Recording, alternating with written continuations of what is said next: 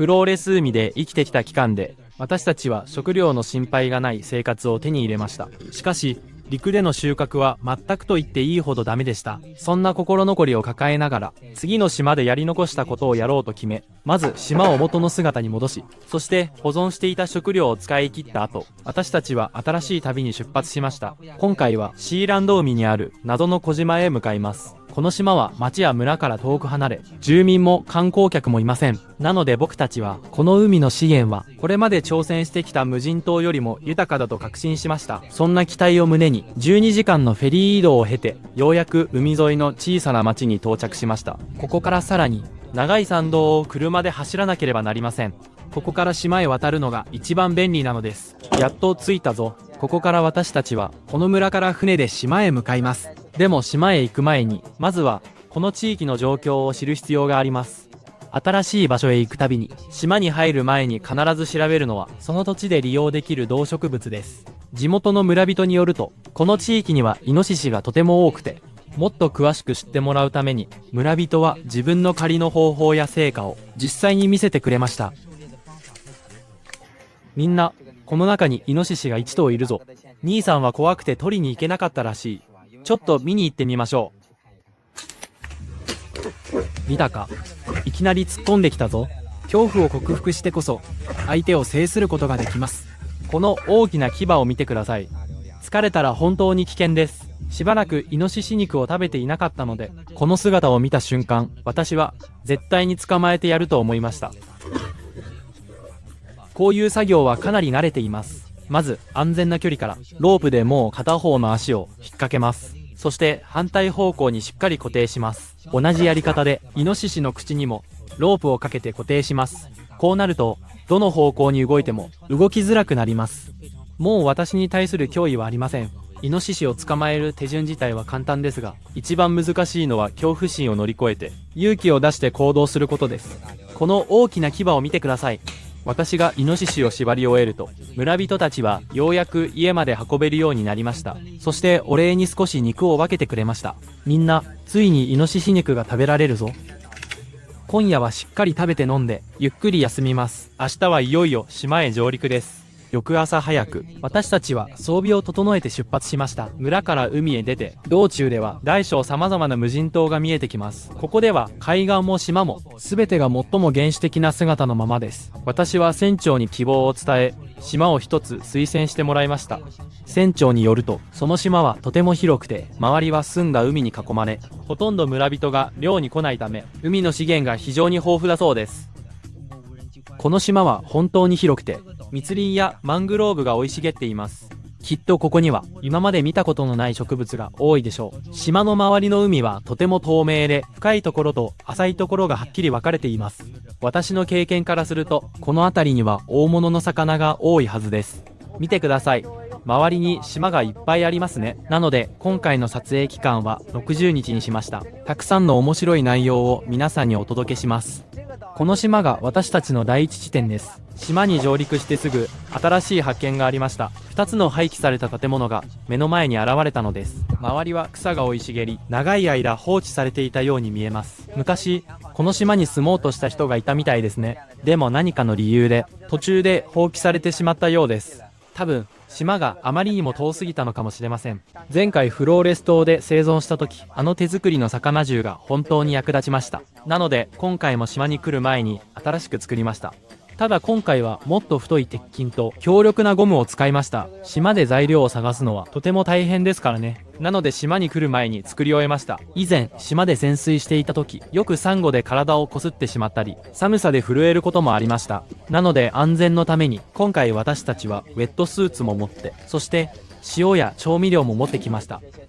基本的にはこれだけです。この道具があれば大丈夫だと思います。食料もそんなに問題じゃないはずです。島でも十分いい暮らしができるかもしれません。よし。ではチャレンジを始めましょう。生き残りの3要素は水、食べ物、そして避難場所です。この島は降水量がかなり多いので、淡水を探すのは比較的簡単です。見えますか？ここに雨水が溜まった湿地があります。しかも向こうからカエルの鳴き声も聞こえました。水は見た感じかなり透明。でももちろんそのまま飲むのは危険です。必要になったら汲んで煮沸します。うわ、これはなんだ？お、淡水の亀だ。おい、見ろ見ろ。すごい。来たばかりなのにもうごちそうだ。しかも結構大きい。みんな、こっちではこれは保護対象じゃないんだ。よし、持って帰ろう。まだ島の探索を始めたばかりなのに、もうこんな収穫がある。もっと奥へ行ったら、さらにすごいものが見つかるかもしれません。行こう。ダート、ついてこい。お、前に小屋みたいなのがあるぞ。多分ここは見張り台だな。上に登ってみよう。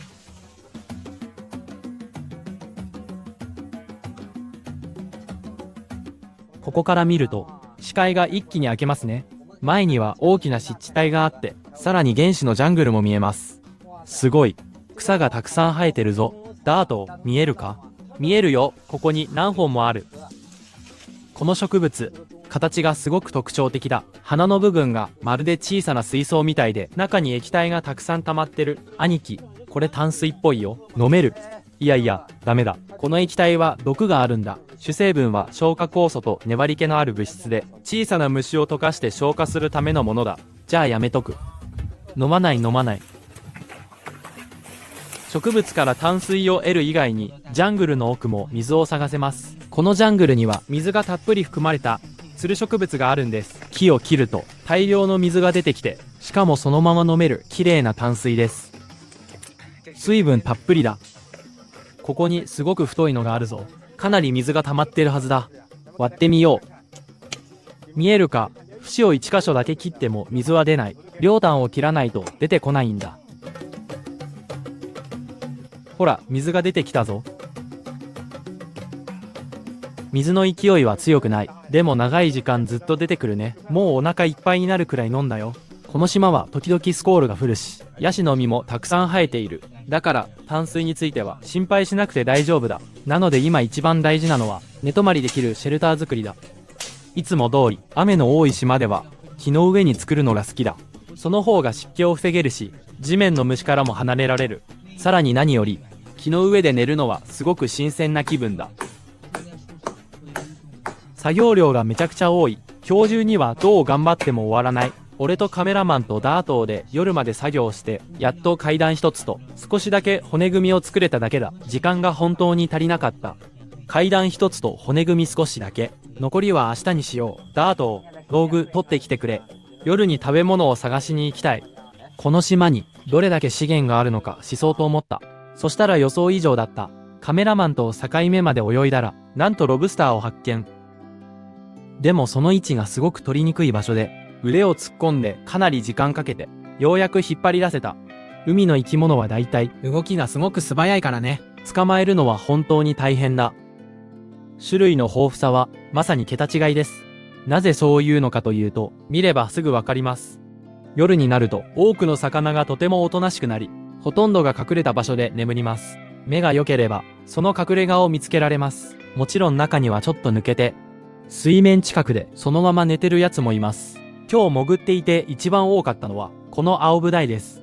泳ぐたびに1匹見つかるほどで、岩の隙間に何匹も隠れていることもあります。最初は小さいのばかりで、急に目の前に大きいのが現れたので、今日は余裕で満足できました。全部で10匹以上は取りましたが、もうくぐる気がなくなりました。そのうち2匹は特に大きくて、これだけあれば食料は十分です。こんなに魚があったら、一度では食べきれない。だから持ってきた塩を使って干物みたいに保存できるようにしよう。兄貴、全部処理しておいたよ。淡水ガメにロブスター、旗、それに大きな青ブダイもある。いいね。さあ、料理を始めようか。よし。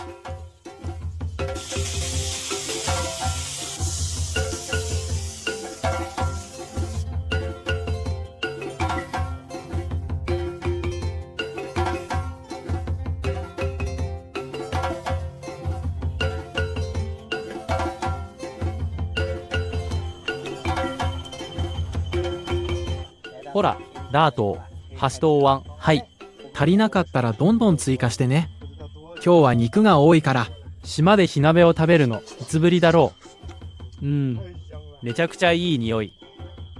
この味、全く店に負けてないよ。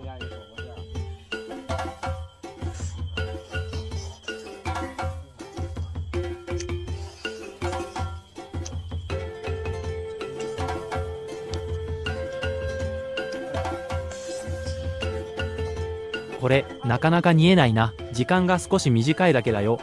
もうちょっと待てばいい。うん。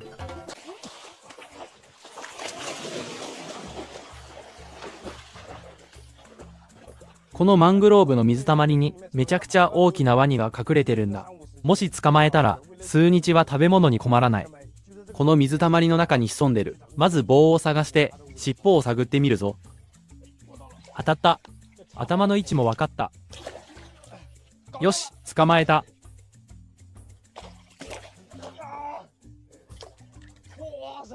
首を掴んだ瞬間、一気におとなしくなった。めっちゃ大きい。人形。すごい。これは本当に大きいね。島に来る前に調べたんだけど、この辺りの人はワニを食べる習慣がある。でも、ワニは場所によっては保護されている。だから食べるのはやめて、逃してあげよう。さあ、行け、家に帰りな。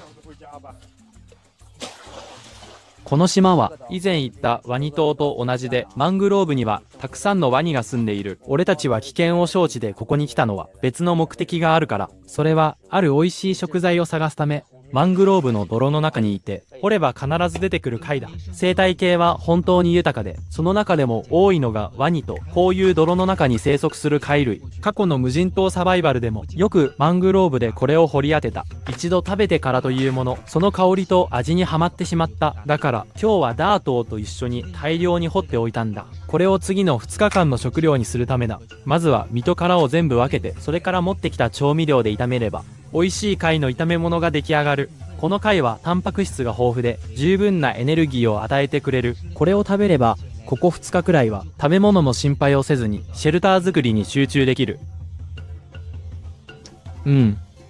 めちゃくちゃうまいぞみんな。本当に本当にうまい。もう完全に止まらない勢いだ。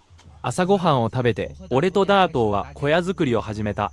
今回はメインの作業をダートーに任せることにした。彼が土台とフレーム作りを担当。なんといってもずっと俺と一緒にサバイバルをやってきて経験も十分積んでいる。俺はジャングルへ材料を探しに行って少しずつ運んで戻ってきた。息の合った作業にさらにカメラマンの協力もあってたった2日でこの小屋の土台とフレームを全部作り上げた。今ではしっかり大きな木と固定されていて湿気も避けられるし地面の危険からも離れることができる。2日間頑張って、ついにこのフレームが完成した。ここが寝るスペースで、こっちは休憩用の東屋場所だ。ここで休んだり食事したりできる。だいたい半分は完成だ。あとは屋根を張って、壁を囲んで閉じて、ドアと窓を作れば、もう完成だ。もう2日間食べ物探しをしていないので、俺たちの食料もどんどん減ってきている。だから、これからの食料確保のためにも行動しないといけない。この辺りの島には野生のイノシシがいるらしい。とりあえず試すつもりで探してみて。本当にイノシシがいる。ほら見て。これは足跡だ。ここにもある。爪の跡まではっきり残ってる。だから断言できる。ここは絶対にイノシシが通る道だ。しかも1匹じゃない。群れで移動してる。ここに罠を仕掛けるぞ。まずはここにしなりのある木の棒を立てて上に輪っかのロープを結ぶ。基本構造は前に作った罠と同じだ。下にトリガーとなる仕掛けを作り上の輪っかと連動させる。これでほぼ完成。イノシシが踏めばすぐ作動する仕組みだ。ちょっとテストしてみるぞ。ほら、めちゃくちゃ強く締まるだろ。作動エリアを広げるためにこういう小さな枝も置いておく。最後に少しカモフラージュしてこれで完全に仕上がりだ。島で大きなイノシシを手に入れることはずっと目標にしてきたことです。イノシシ肉の味は本当に特別で僕たちが大好きな食べ物です。なので今日は別々の場所にたくさんのイノシシ用の罠を仕掛けました。今回はイノシシの足跡を探し必ず通る道に設置しています。夜になると群れで食べ物を探しに来るので踏めば必ず捕まえられます。より分かりやすくするために何台か監視カメラを置いて観察しています。作業を終えた頃にはかなり時間が経っていて空もだんだん暗くなってきました。気づいたらもう真っ暗です。ダート、早く装備を整えてくれよ。今夜のうちになんとか食料を増やしたいです。お前も岸で何かしててくれよ。僕は魚銃を持って準備開始。ダートは淡水の確保のために木に登ってヤシの実を取っています。本当はヤシの実を取るつもりがなぜか別のものを取って木の上で寝てしまいました。もし陣形が今夜何も取れなかったら、こいつを食べようぜ。帰るぞ。でもダートーの心配は全くの無駄でした。ここの海は本当に資源が豊富で、海に入った瞬間、岩穴にたくさんの魚が寝ていました。この魚は昼間はとても活発に動きます。夜になるとほとんど動かなくなります。これは目が小さい魚は夜になると視力が悪くなるからです。今日は潜ったばかりなのに大きなカニを1匹ゲットしました。この時まだ種類をちゃんと分かっていませんでした。そのすぐ後に寝ている大きなウミガメも見つけました。このウミガメはかなり人慣れしています。もっと大きな魚を見つけるために深い場所へ泳いでいきました。ここは視界がとても悪く、海底から不思議な音が聞こえてきます。そのせいで少しだけ恐怖を感じました。でもすぐにその恐怖は目の前の大物で吹き飛びました。これは本当に極上の大きな旗でした。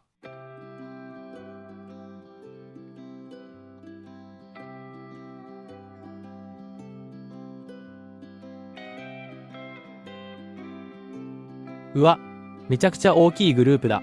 おそらく2キロくらいでしょう。その後、2匹目も見つけました。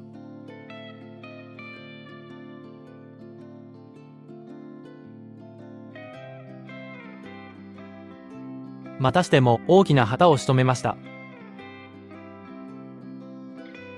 さらに3匹目も来た。この魚は最高級の海鮮の一つで、身がとても美味しいんです。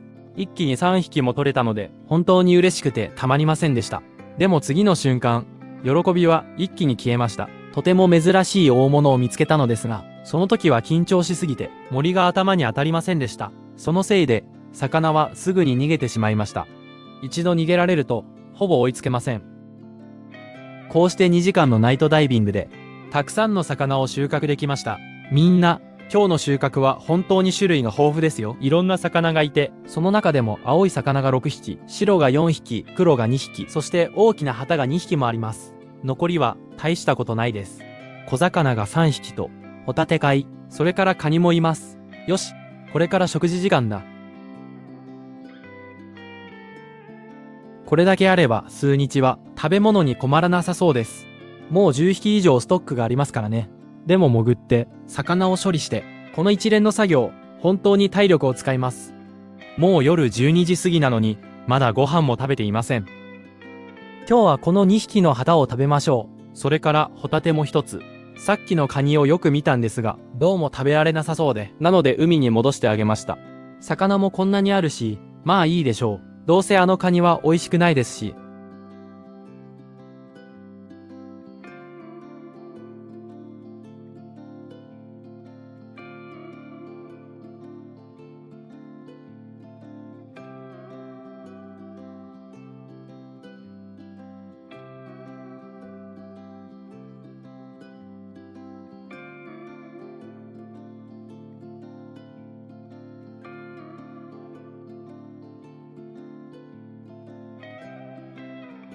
やっぱり自分で取った魚は格別に美味しいです。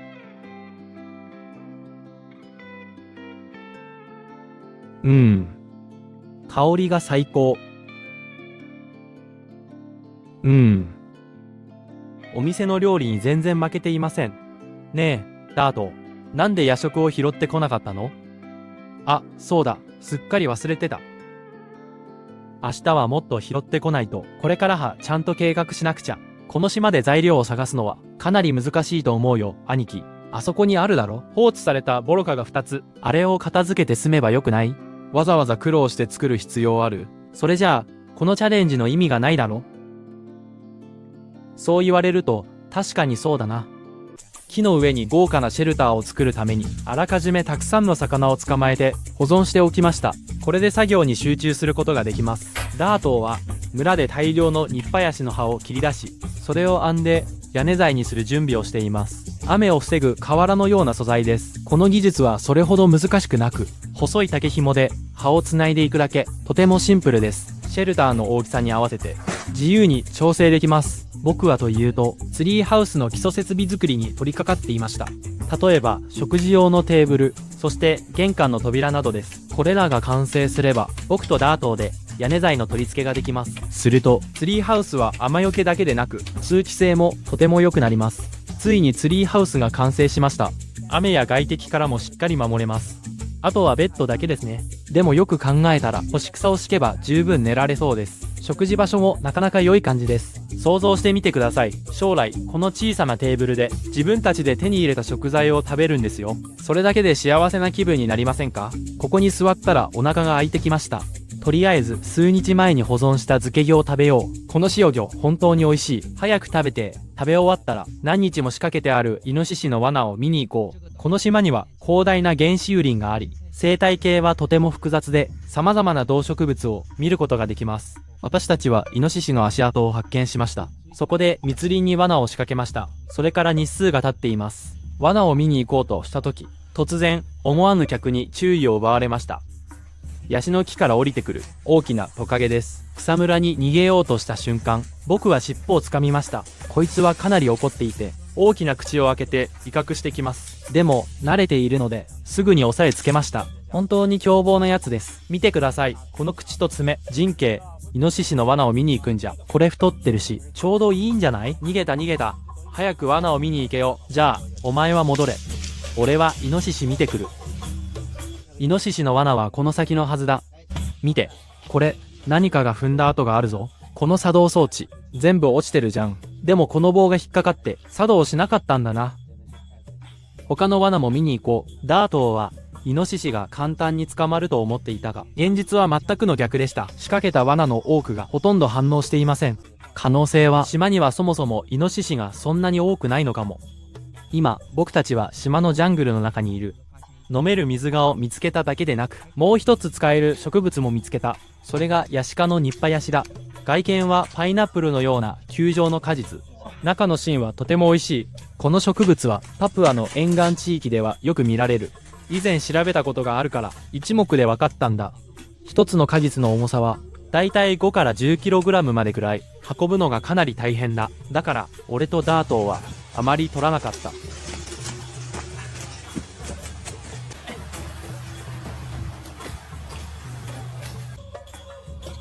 みんな、これはかなりいいものだぞ。一番大きいのを開けてみよう。まずは斧で切れ目を入れる。それからナイフで一つこじ開ける。そうすれば残りは簡単に外れる。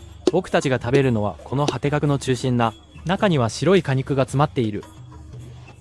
ちょっと食べてみよ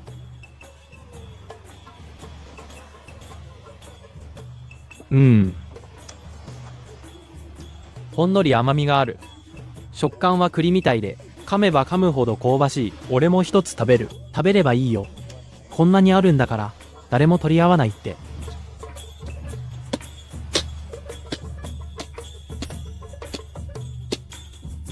わあ、開けた瞬間にすごくいい香りがする。うまいだろ、ダート。うまい。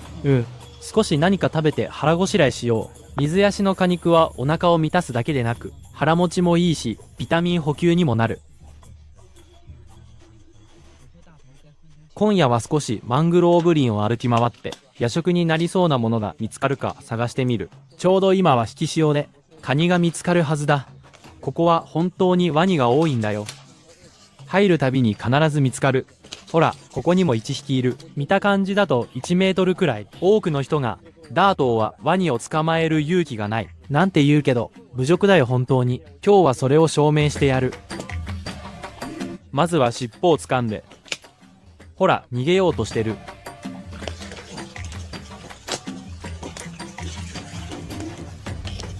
暴れるなよ。うわ。首を押さえるタイミングを狙って、押さえたらおとなしくなるけど、めっちゃ凶暴だ。ずっと振り返って噛もうとしてくる。よし、掴んだ。見たか、本当におとなしくなった。これで信じてくれたでしょ。ダートーもまだまだやれるんだよ。兄弟よ、悪かったな。ゆっくり休んでくれ。ほら、カニを探しに行くぞ。この季節、マングローブのカニはあまり多くない。だから見つけるのが難しい。長い時間探し回って、やっと最初の獲物を見つけた。これは小さなワタリガニだ。小さいくせに結構気が強い。本当にちっちゃい。これも一応持っていこう。その後、少し離れたところでもう少し大きいのを見つけた。捕まえた。これはでかい。見たか？その頃の俺は海の中で夜潜りをしていた。俺はいつもダートと別行動をする。その方が効率もいいし、食材の種類も増える。海の中では時々変な音が聞こえてくる。それがちょっと怖いんだよ。毎回くぐるたびに違う海の生き物に出会える。ほら、この寝ているブダイ。その横に細長い体の生き物がいる。尻尾がまるでアニメのドラゴンみたいなんだ。それから、この口の長い小さな魚。俺も初めて見た。パプアのナマコは深い赤色をしていて、体に小さなトゲのような突起がたくさんある。触るとすぐに体がパンと膨らんで自分を守ろうとする。このブダイには手を出さずに気持ちよさそうに寝ている姿を見て、そのまま離れた。本当は今日は魚を突くつもりはなくて、貝とかロブスターを探そうと思っていた。でも目の前に突然巨大な影が現れたから、思わずスピアを発射してしまった。この巨大な生き物、形がすごく独特で、口から大きな2本の牙が出ていて、頭にはコブのような盛り上がりがある。見たか、みんな。この魚、頭にコブがあるぞ。これもブダイの仲間みたいだな。この大物を仕留めた後、俺は急に小魚も狙いたくなった。こういうサンゴ礁のそばで寝ている臭い魚だ。見た目はいろいろ違うけど、実は全部同じ仲間なんだ。この魚は今までに何度も取ったことがある。焼くとすごく美味しくて忘れられない味だ。魚槍を持って少し潜っただけでかなりの数を取れた。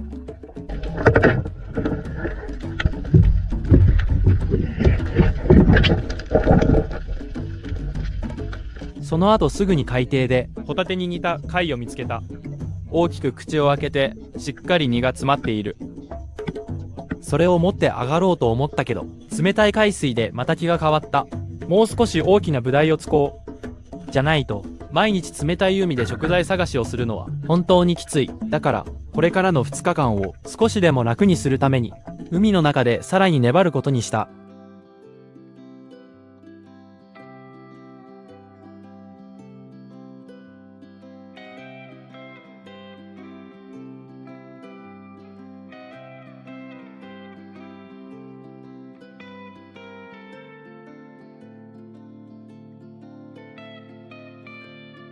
頑張ったおかげでいい夜食にありつけた。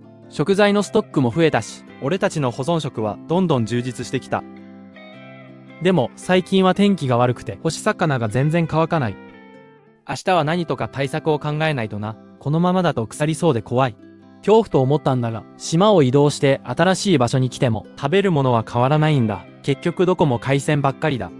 今日こんなにたくさん取れて嬉しいはずなんだけど、よく考えるとちょっと嬉しくなくなる。だから次の2日間はジャングルを中心に攻める。いつまでも海鮮だけじゃダメだ。陣形、明日はイノシシ用の罠をもっと仕掛けよう。もし取れなかったら別の島に行ってみればいい。待たせてくれ。ダート、カニも茹で上がったぞ。そろそろ食べよう。オッケ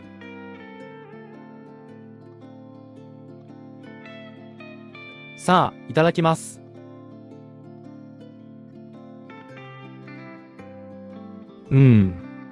やっぱりうまい。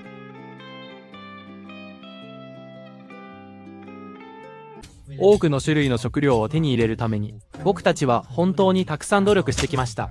いろいろな罠も作りましたが、成果はあまり良くありません。なのでここ数日、僕たちは野鳥対策に力を入れ始めました。そして新しいタイプの鳥用の罠を作りました。この新しい生地用の罠の仕組みは、ココナッツの実で中に誘い込んで、軽くこのスイッチをつつくと、上のカゴが一気に落ちてきます。試しにやってみますね。ほら、こうなるともう逃げ場はありません。あとは僕たちが取りに来るだけです。このジャングルには生地がたくさんいます。だからいろんな場所に仕掛けました。もしイノシシが取れなくても、生地がたくさん取れれば、それは悪くありません。罠を仕掛けた後、僕とダートーはジャングルで突然、不思議な植物を見つけました。その実は食べられるんですが、見た目は鮮やかな赤色で、細長いジャックフルーツみたいです。だいぶ探して、半分熟したものを1つ、もう少しでこなすものを2つ見つけました。パプアの人たちはよくこれを食べます。主に表面にある小さな粒状の果肉を食べるんです。でも食べる前にまず加熱が必要です。ダートを焚き木を集めてきて、ダートはジャングルでたくさんの焚き木を見つけてきました。その頃、僕はあの不思議な赤い実の下ごしらえをしていました。まず、食べられない中心部分を全部取り除いて、そして果実を小さく切って、その後、水でじっくり煮込みます。あの小さい粒状の果肉を全部柔らかくする必要がある。簡単に剥がれるようになるまで煮ます。こうなると赤い果肉が軽く触るだけでポロッと落ちてきて、そして赤い汁が絞り出せます。これが唯一食べられる部分です。みんなこうして果肉のペーストが一番できました。これはディップとして使えます。塩でいぶしたイノシシ肉を用意してこれにつけて食べます。ジンケ、なんか匂いが変じゃない？まあまあ慌てるな。肉がちゃんと火通ったら一緒につけて食べよう。よし、もう少し温めれば食べられるぞ。焼けたら食べやすいように小さく切ります。ジン、兄、もう食べていい？いいぞ、切ってこのペーストにつけて食べろ。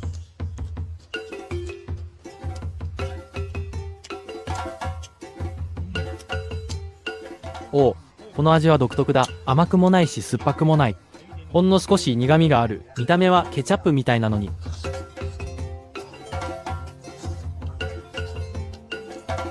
確かに味はちょっと不思議だ。少し苦いけど後味はなんだか癖になる感じだ。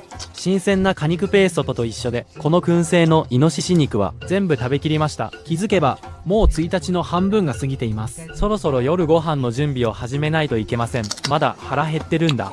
肉まだある？いつも食うことばっか考える。もう結構いい時間だし、他の作業もしないと。昼間にくぐるのは久しぶりだ。今日はちょっと運試ししてみたい。大物が取れたらいいんだけど、この魚銃も久しぶりに使う。少し錆びてるけど、問題ない。ダート、俺が潜ってる間、岸でぼーっとするなよ。今日は流れがかなり速い。岩にしがみつきながら、少しずつ前に進むしかない。潜った瞬間、目の前に広がる。カラフルな人手に思わず見とれた。この種類の人手は広い砂地が好きで、そこだと動きやすいらしい。海の中ではどの生物にもそれぞれの生き残り方がある。俺もここへ来たのは生きるため。どうか美味しい食料を恵んでくれ。少し潜った後、海底の岩場でたくさんの石みたいに見える貝を見つけた。いくつか拾ってダートに渡してから、今度は魚銃で魚を突くことにした。魚突きは俺の得意分野だからだ。でも今日は流れが本当に強すぎる。魚に近づくまでが大変だ。しかもそこでじっと待つ余裕もない。魚が近づくのを待てないから。今回はタイミングが合わなかった。なので一旦諦めることにした。海底で巨大なホタテの殻を見つけたからだ。これを見ればわかるように、この海域には本当に巨大なホタテがたくさんいます。見てください。ここ、ホタテが本当にめちゃくちゃ多いです。しかも一つ一つが大きい。よし、引き続き探します。完全に探しに夢中になっていました。海底から引き抜く瞬間は、本当に達成感があります。少し探すだけで、またすぐにを見つけられました。普段邪魔されないときは、ホタテは口を開けていますが、驚いたり獲物が入り込んだりすると、一瞬で口を閉じます。ホタテを処理しているとき、その体の中にまだ消化されていない小さなカニや小エビが残っていることがあり、その時初めて、この生き物、肉食なんだと気づきました。あっという間に1時間が過ぎ、この頃には僕は海底で大小様々なホタテをたくさん見つけていました。本当に最悪なタイミングでした。ホタテを掴んだつもりが、まさか横に石みたいな毒魚がいるなんて。直接掴んだら手が全部痺れました。本当に運が悪い。この時の僕は、もうくぐる気持ちなんて完全になくなっていました。幸いなことに、その時カメラマンが突然魚を見つけました。今日の収穫はまあまあですね。ホタテが8個と魚1匹、それにこういう貝がたくさん、あのオニダルマオコゼに刺されなければ、もっと取れたと思います。でもこれだけでも十分ですね。とりあえず持って帰って処理しましょう。僕が潜っている間、ダートーも暇ではありません。彼はマングローブの方へ向かいました。何か食べ物がないか探してみる。昼間はここ、ワニ以外何もない感じだ。他にほとんど見つからない。ここはワニばっかりだ。兄貴がいないとちょっと怖いな。見て。ここに1匹いる。見た感じ、1メートル以上ありそう。これに噛まれたら耐えられないぞ。行こう。別の場所を見に行く。マングローブで成果がなかったダートーは、次に沼地エリアへ向かいました。淡水亀の痕跡を探そうとした。ようやく見つけた。この島の沼地には、こういう淡水亀がたくさん住んでいます。これは上陸してから4匹目の発見。1.5 から 2kg までくらいありそう。もう少し探してみよう。他にもいるかも。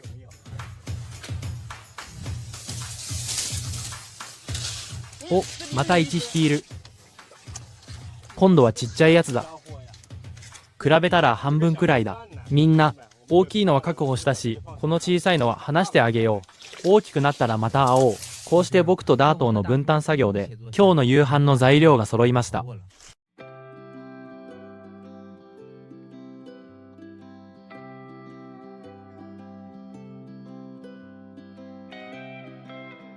全部処理し終わりました。肉が全部で3鉢分。この3皿の肉は炒めて食べるつもり。この魚は焼いて食べます。調味料を島に持ってきてからは、生活の質が一気に上がった気がします。何を手に入れても、まずこの調味料で炒めたくなる。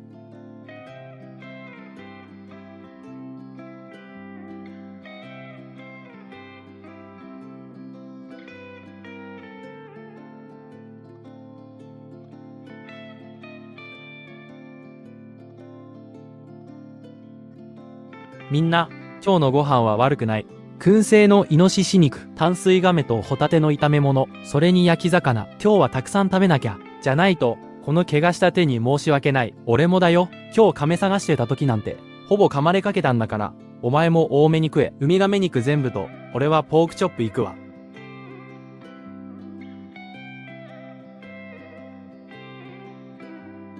このホタテと炒めた淡水亀肉は、旨味が増してめちゃくちゃうまい。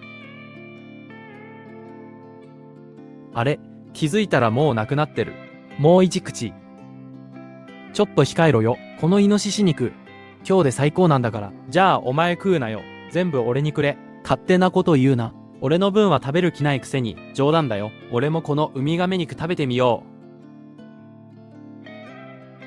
う。確かにうまい。でもイノシシ肉と比べたら、ちょっと劣るかな。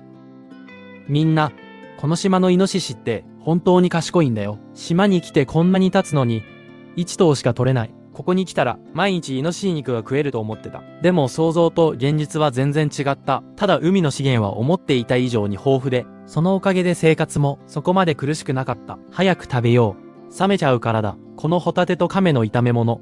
食べれば食べるほどうまい。この焼き魚も最高だよ。外はカリッと中華ふわふわ。この魚の皮が食べるとめちゃくちゃ香ばしい。避難所に着くなりすぐダートーに霜処理を頼んだ。ダートーにとってはもう慣れっこの作業だ。イノシシの毛をきれいに剃り、十数キロ分の肉に分けてくれた。こんな量一度じゃ食べきれない。まず燻製小屋に入れてスモークして保存する。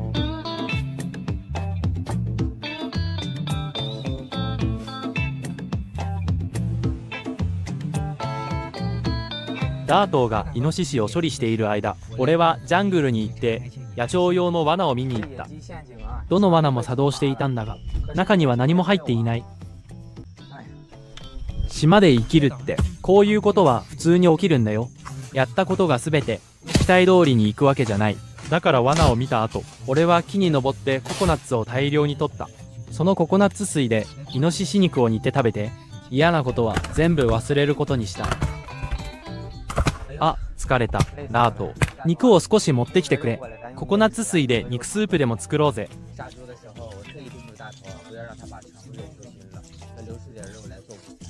ココナッツの果肉も入れて香りアップだ。めちゃくちゃいい匂いだ。見てるだけで腹減ってくる。俺も食いたい。もっと煮なきゃだ。肉、そろそろ煮えた。食おうぜ。まずはポークチョップからだ。こんなちゃんとした野生イノシシ肉。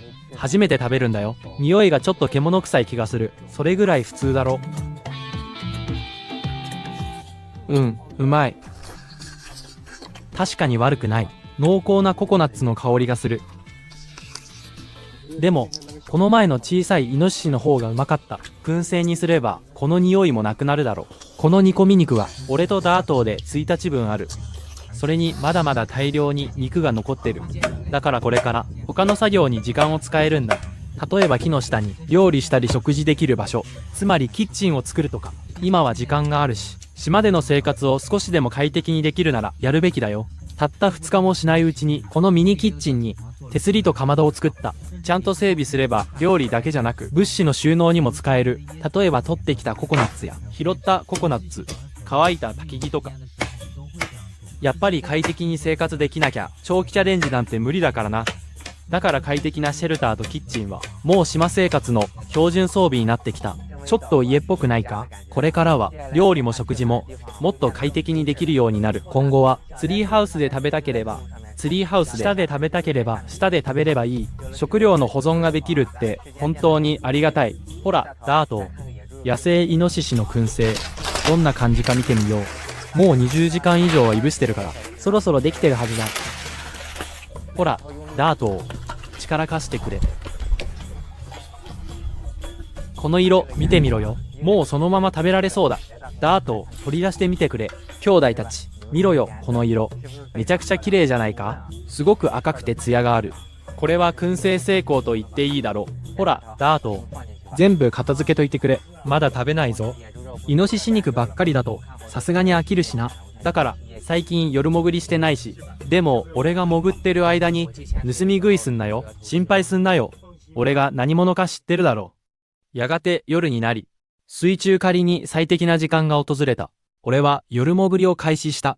その頃、ダートーは燻製炉を見張っていて、もう数時間いぶすつもりらしい。さっき食うなよって言われたけど、これが盗み食いか？いやいや、堂々と食ってるだけだ。腹減って死ぬ。でも言うだけあって、この燻製イノシシ肉、本当にうまい。こんなに燻製肉があるから、今日は潜っても大量に取るつもりはない。大きめの魚を数匹させればもう十分だ。魚を突く合間に、俺はここの海の生き物たちを観察するのが好きだ。眠ってるやつもいれば、この時間に動き出して餌探しするやつもいる。俺の中では2種類に分かれる。食べられるやつと、食べられないやつ。例えば食べられない代表だと、よく見るのは、パンケーキみたいな人手や黒い人手、それにいろんな形の軟体生物。それと毒を持った小さいカニ。この海で生きるには、こういう生き物は見分けられないと危ない。間違えたら、本当に命が危なくなる。もちろん、食べられる生き物もたくさんいる。例えば、イルコの小さな貝。めちゃくちゃうまい。しかも簡単に取れる。中でも一番よく食べるのは魚だ。もちろん魚の中に危険なものがいる。例えばフグ。これは食べちゃダメって有名だろ。血液も内臓も全部猛毒だからだ。フグ以外にも多くの魚は背びれに毒を持っている。目の前のこの魚もそうだ。刺されたら本当に死ぬほど痛い。だから食べ物を探すときは慎重にならないといけない。さらに奥へ進んでいくと、ついにターゲットを見つけた。10メートルの深さで寝ている大きなハリセンボンを見つけた。こいつサイズがでかい。しかも身がすごくうまい。だから迷わず、一度浮上して息を吸い、森で仕留めた。この魚はかなり鈍いから、俺がゆっくり引っ張り上げるまで自分が刺されたことに気づかない。それからようやく体を膨らませて防御する。だけど、その時もう遅い。こいつ、めちゃくちゃでかい。多分5キロ以上はあるぞ。家に戻ってスープにできる。全部が成功ってわけじゃない。途中で大物に逃げられたこともある。普段ならめちゃくちゃ悔しがるところだが、でも今日は気分がすごく良くてね。だからあまり粘らずに上がることにした。今日の夜潜りの成果は前より少し少なめだ。まあ仕方ない。だって今うちには獅子肉のストックが山ほどあるから、今日は欲張る必要なかった。ダート、片付けて、飯の準備しようか。いいよ。これで燻製の魚のストックが少し増えた。今日はまずイノシシのスペアリブを焼こう。それと処理しておいたハリセンボン、ヤシガニと小さな貝。これだけあれば豪華な晩ご飯になる。まずはハリセンボンをスープにしよう。ヤシガニと貝はいつもの通り炭火焼き。香ばしいぞ。燻製した後、獅子肉は持ってきた調味料で炒めて食べる。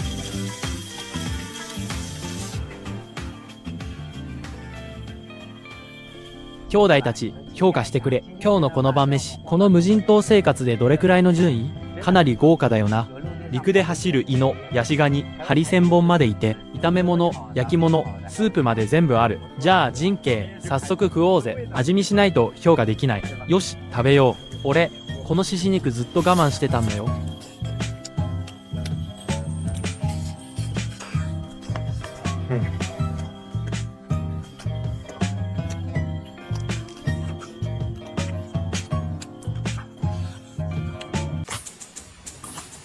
昨日残ったヤシガニを2匹焼いて食べます。こいつを焼くと本当にいい匂いなんですよ。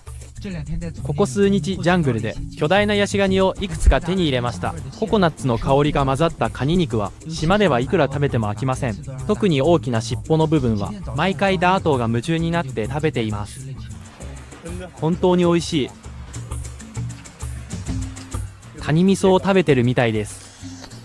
このヤシガニのハサミはそこまで美味しくなくて少しパサパサしているんですが、でもすごく腹持ちはいいです。急いで2本食べて、食べ終えたら島を渡る準備です。しっかり食べて飲んでここを離れることにしました。新しい島を探索しに向かいます。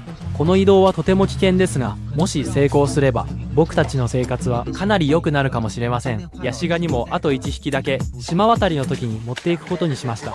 万が一に備えて魚を取る森も何本か持っていきます。それから潜水道具もベッドの布をまとめて急いで出発です。これは昨日修理したばかりの小舟で、正直数時間もかからずすぐ近くの群島へ行けると思ってました。でも現実は甘くありません。外目の流れはとても速く、少し漕いだだけでぐったりしてしまいました。しかも途中で休むこともできません。少しでも止まるとすぐ波に押し戻されてしまうからです。小舟がどんどん島から離れていきます。次の問題が発生しました。船があまりにも古くて、しかも修理もそこまで完璧じゃなく、海に入ってすぐあちこちから水が入り始めました。これでは効率が大幅ダウンです。そのせいでカメラマンがまだ乗れずに、僕たちの小舟は沈んでしまいました。戻るしかない。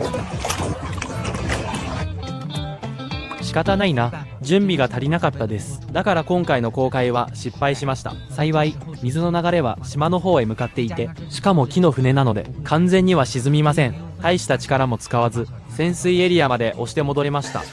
この小舟は安定感が足りないし、あちこち漏水してるし、だから落ち着いてから出ようって言ったのに。焦げるからこうなるんだよ。魚箱の蓋も流されたし、失敗は仕方ないよ。ほら、ヤシガニは無事じゃん。さあ、とりあえず戻ろう。今回の失敗で島渡り計画を中止することにしました。ちゃんとした小舟を作ってから再び挑戦します。なのでここ数日ダートーは空いた時間を船作りに全力で使っています。この2日間僕も暇じゃなくてカメラマンと一緒にとても手間のかかる作業をしていました。一番考えた結果、テコの原理を使って新しいイノシシ用の罠を作ることにしました。ついに完成したぞ兄弟たち。このイノシシ罠は今まで作った中で一番の出来だ。うっかり仕掛けを踏めば一瞬で空中に持ち上がって逃げ場がなくなる。さあテストしてみよう。陣形そっちはどうだ？ちょうどいい時に来た。今からこのイノシシ罠を試すところだ。思い出した。ちょっと用事あった。早くしてよ。もし俺がイノシシだとして餌に引き寄せられてきて、うっかりこの装置を踏んだらすぐに罠が発動するんだ。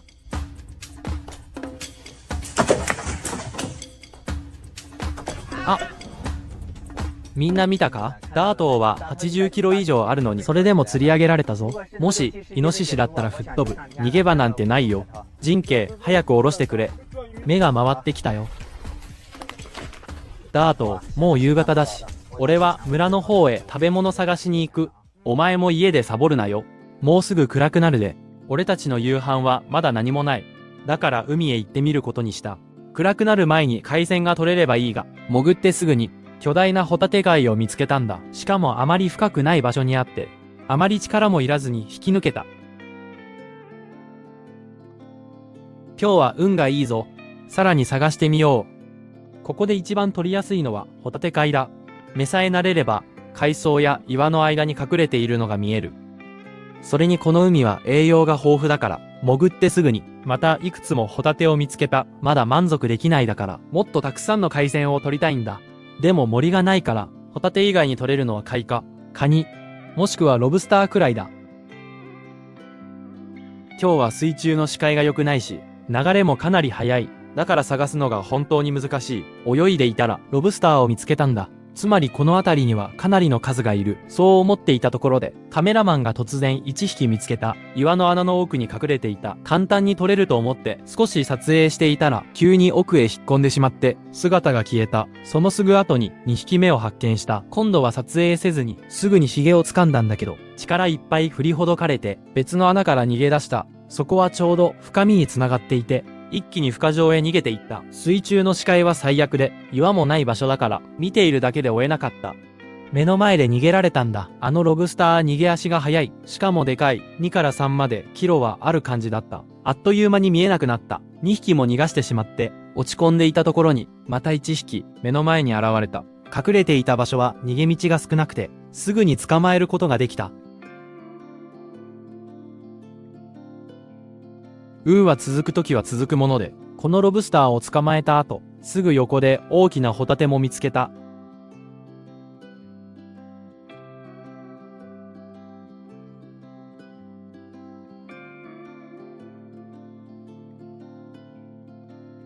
こうして、今日は海でかなりの収穫があった。探しているうちに、また何匹もロブスターが見つかって、奴らはあまり運がなかったようだ。全力で逃げてはいたけど、結局全部俺の袋に入った。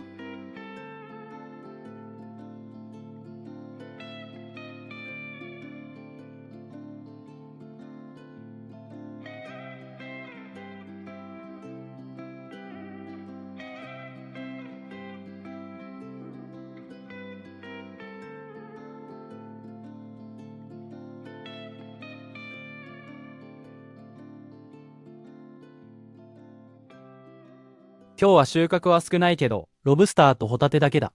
ロブスターは5匹、ホタテは大小合わせて6個。十分満足だ。ロブスターもあるし、家に帰ろう。私が海で食べ物を探している間に、ダートも少し働いていました。彼の話によると、焚き木拾い以外に何をしていいかわからなかったらしい。だから、暗くなってからマングローブに行って食べ物があるか探すしかない。できるだけのことをするだけです。ここ数日ずっとヤシガニばかり食べてて、新鮮なものを食べてなかったので、今日はマングローブの中を少し回ってみます。捕まえたぞ。おお、大きいライギョだ。こんな大きい魚はありがたい。あそこに大きなワタリガニがいる。その横にはワニもいる。あいつ、寝てるみたいだ。ひとまず追い払っておきます。尻尾をしっかり掴まないと。よし、掴んだ。おいおい、どけって。ワニを追い払ったので、ダートーも安心してカニ探しができます。でもこの季節のマングローブにはワタリガニが少なくて、しかもワニだらけ。探すのは本当に大変です。2時間ほど探して、やっと大きめのカニが1匹と、小さいのが1匹見つかっただけでした。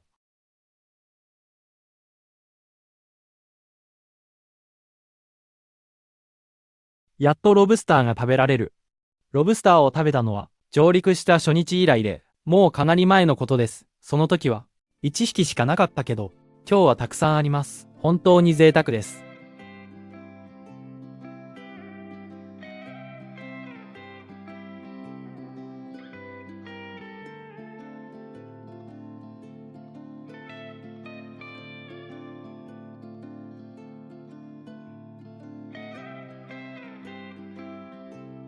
今日は豪華な海鮮ディナーだ。唯一の残念は調味料が切れたこと。もしあれば、調味料を使って食べたかったな。でもまあいいか。まずロブスターから行くぞ。人形、毎回喋りすぎだって。見てよ、この身。めちゃくちゃ新鮮だ。みんな先に食べてくれ。よし、次は俺だ。うん。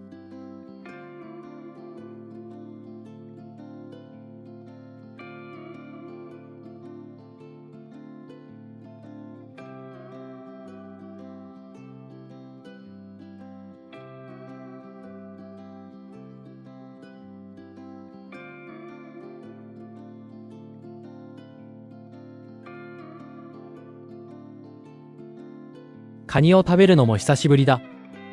もう一杯行くぞ。うわ、これカニ味噌まで入ってる。めちゃくちゃ貴重だ。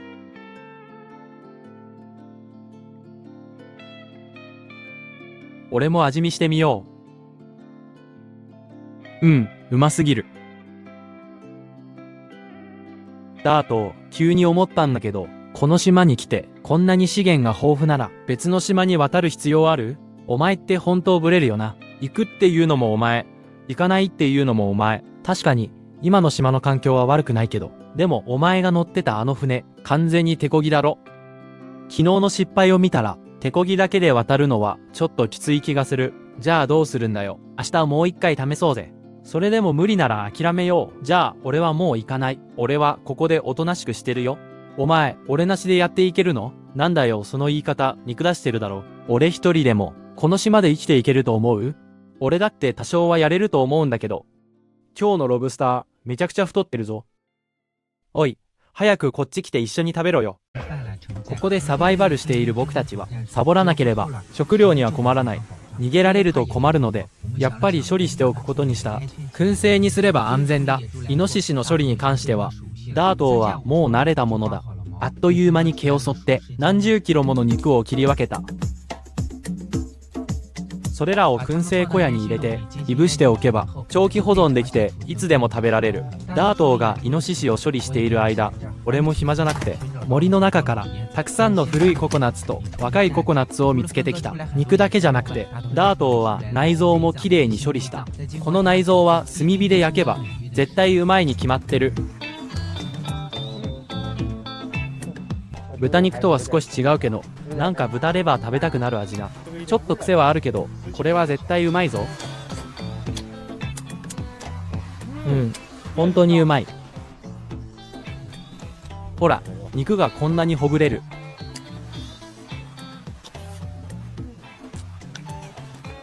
これは一瞬でなくなるやつだ。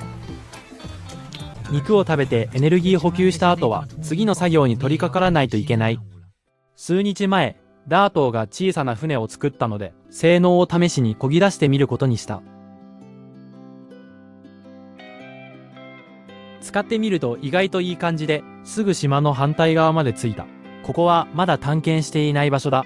ダートーは、イノシシ肉を餌に釣りをすることに、運試しだ一方、俺は潜って海鮮探し。何か取れたらラッキーだなと思って潜った。もうイノシシ肉は十分あるのに、その気になれば休んでもいいはず。ここの海底は本当に綺麗で、いろんな形のサンゴ礁がある。サンゴ礁があれば、そこには必ずサンゴを住処にする魚もいる。海の中を探検するのは、まるで宝探しをしているみたいだ。本当にいろんな海の生き物が見られる。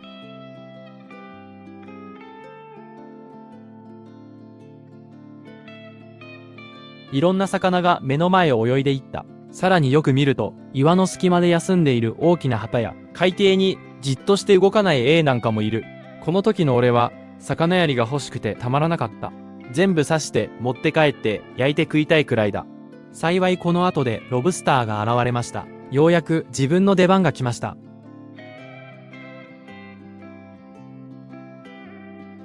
ロブスター1匹ゲットだ。ロブスターは群れで暮らすので、1匹見つけたら大体その周りに他の仲間もいることが多いです。やっぱりあるサンゴの下に2匹見つけました。この2匹はとても警戒心が強くて、手を伸ばした瞬間に、そのうち1匹がさっと飛び出して、遠くへ逃げていきました。でもこれが狙いなんです。ロブスターは遠くまで逃げずに止まるので、その方が逆に捕まえやすいんです。でもこの時はしっかり追いかけないと、見失ったらもう探せません。少し走った後、そのロブスターは別の浅いサンゴのところで止まりました。そこはあまり深くなかったので、すぐにヒゲを掴むことができました。ただ場所が狭かったので、引っ張り出すのにかなり時間がかかりました。このロブスター、どこまで逃げるつもりなんだよ。めちゃくちゃ疲れた。多分1から2までキロはある。もう1匹のロブスターは、まだ逃げてなかったので、同じ方法を使って、外に追い出しました。そしてタイミングを合わせて捕まえました。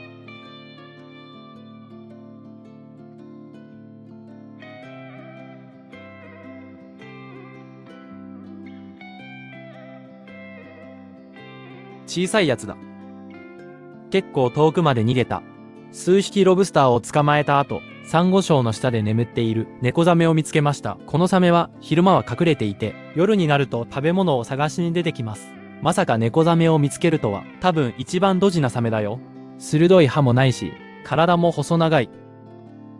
サメは皮膚から尿を出すので、肉に独特の臭みがあります。めちゃくちゃまずい。いろいろ考えて結局逃がしました。そのまま探索を続ける。また新しい不思議な海の生き物を見つけました。これは見た目がサザエに似た巻き貝で、大きさはサザエよりかなり大きいです。すごい。ここに超特大サイズの貝があるなんて。よし、これもいただきだ。その後、大きいのと小さいのをさらに見つけました。カラモミも地元の漁師さんに大人気の貝です。その頃、ダートーは海で長いこと釣りをしていて、数時間で小さな魚1匹だけ。なので先に戻ることにしました。今日は本当に大収穫だ。全部レア物だ。この超特大海稲が3つ。それに大きなロブスターが4匹。魚も1匹ある。さっき、地元の人に特別に聞いてみました。これは保護種ではないかどうか。そしたら保護対象ではないとのこと。むしろ、地元の漁師さんは大好物らしいです。ただ一つ残念なのは、岩に擦れて少し肌が荒れました。でも大丈夫。島で生活するなら、こういうのは避けられません。ジン兄、心配になるよ。さあ、早く持って帰って料理しよう。料理を始めると、どっと疲れが出てきますね。多分今日は海で泳ぎすぎました。だから、リラックスすると、一気に疲れがきます。よし、焼いていきますよ。ロブスターは全部炭火焼きにします。魚も最後に焼いて、さらに燻製のイノシシ肉を一塊追加。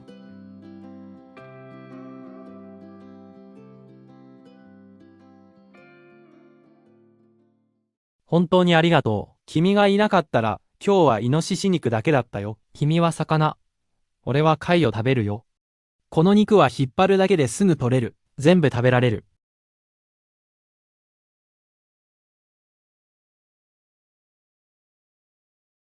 ジンケイ、俺たちは家族だぞ。俺も1個食べてみるよ。悪くないね。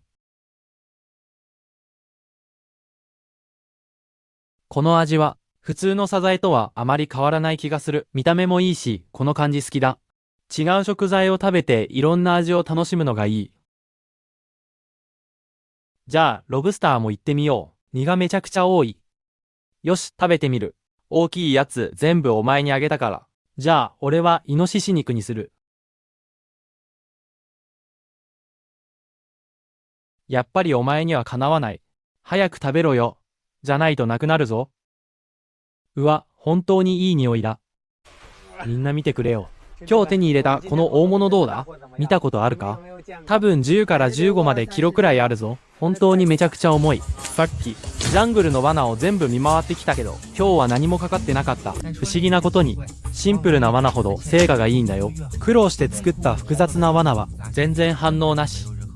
だから今日ジャングルを見て回った時は、正直かなり落ち込んだ。でも良かったのは今朝だ。ダートーが夜明けと同時に海へ釣りに出た。彼は徹夜で釣り竿を作って、餌を遠くへ投げたらすぐに効果が出た。水中カメラで見てみると、かかったのは小さなアイゴだった。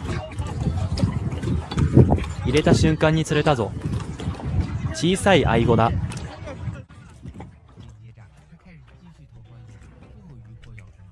今度は食いしん坊のウナギだ。普段は岩穴に隠れていて、餌の匂いがすると出てくるらしい。でも今回はそれが最後の外出になったみたいだ。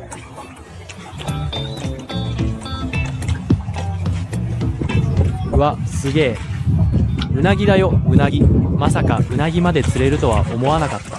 だいたい 500g くらいか。よし、これは確保。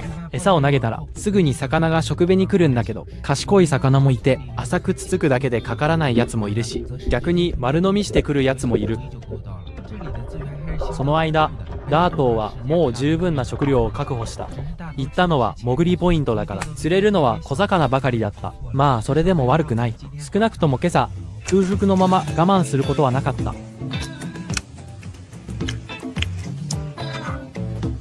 この一口、本当に最高だ。そうだ、今日は外目の波どうだった？外まで漕いでみようかと思って見てきたけど、波はかなり高いぞ。俺らの小舟に出た瞬間バラバラになるかも。ちょうどこの2日間ちょっと力が出なくて。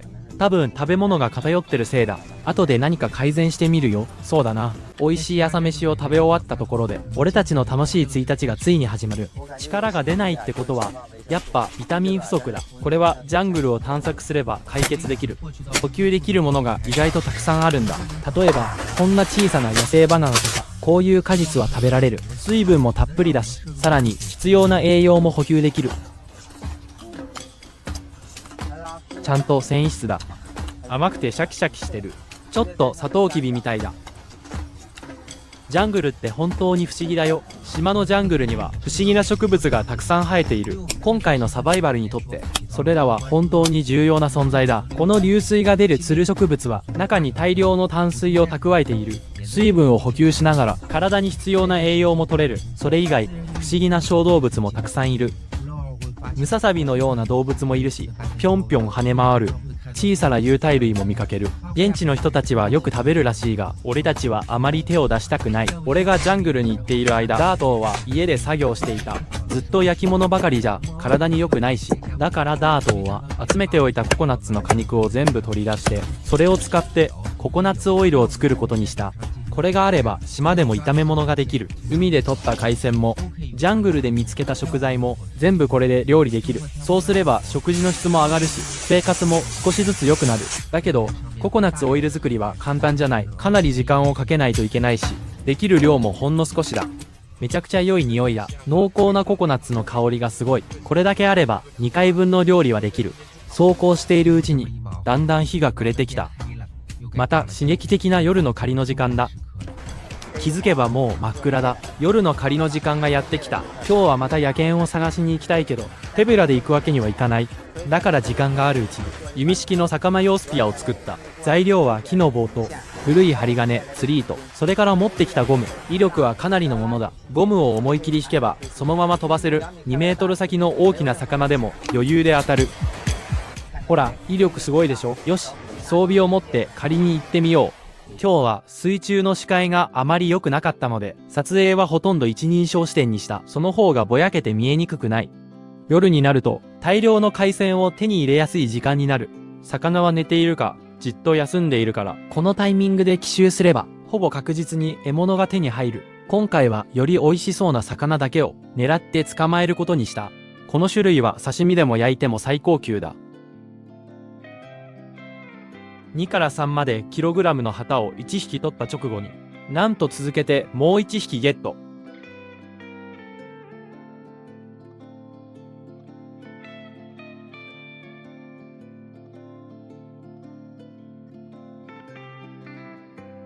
もちろん毎回うまくいくわけじゃない。大物を狙ってもうまく刺さらないことがある。ハープーンの設定が甘くて刺しても逃げられてしまうことが多い。そのせいでかなりの極上魚を逃してしまった。でも今日は素手で捕まえた食材が意外と豊富だった。細長い体で岩の隙間にじっと隠れているナマズみたいなやつ。今回は持って帰って味見してみよう。そうしないとダートーにまた怒られるし。その後なんとロブスターも発見。俺たちが無人島で一番好きな海鮮の一つだからだ。だけど最初は全然うまく捕まえられなかった。狭い穴に入り込まれると手が届かないし、一番奥に隠れられたらもう無理。さらに捕まえようとすると急に穴から飛び出して逃げることもある。一瞬で姿が消える。夜で視界も悪くて、そのせいでうまく取れなかった。ロブスター取りは運も必要だ。もし居場所が悪かったりすると捕まえにくい。そうなると捕まえるのはかなり難しい。体を振りほどかれて簡単に逃げられてしまう。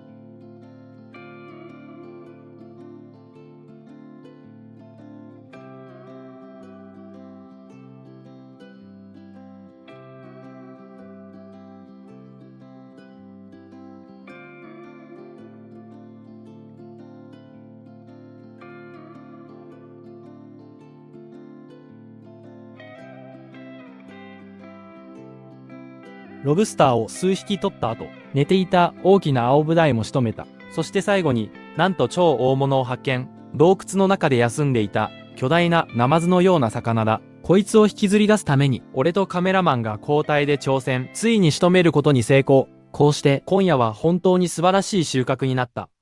みんな見てくれよ。今日ゲットしたこの大物、どうだ？こんなの見たことあるか？多分20から30までキロはあるぞ。マジで重すぎる。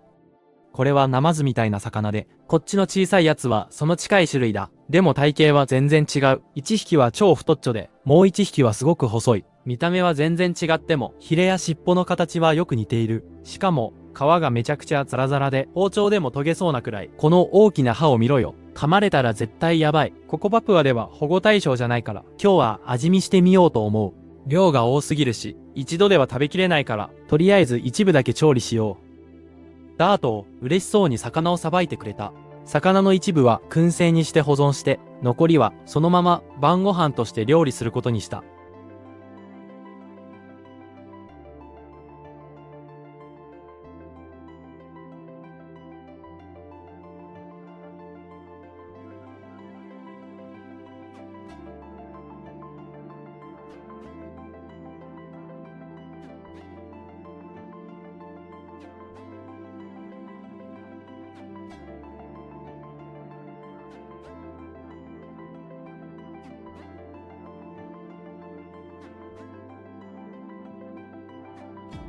ついにご飯の時間だ。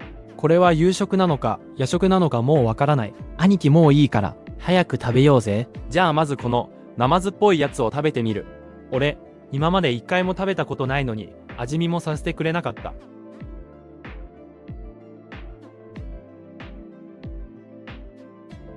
やっと人形がなんで放流したか分かったよ。本当に癖が強い。お前、どうしても1匹取って食べさせてくれって言っただろ。でも焼くと皮付きの肉も結構柔らかいんだよ。見て。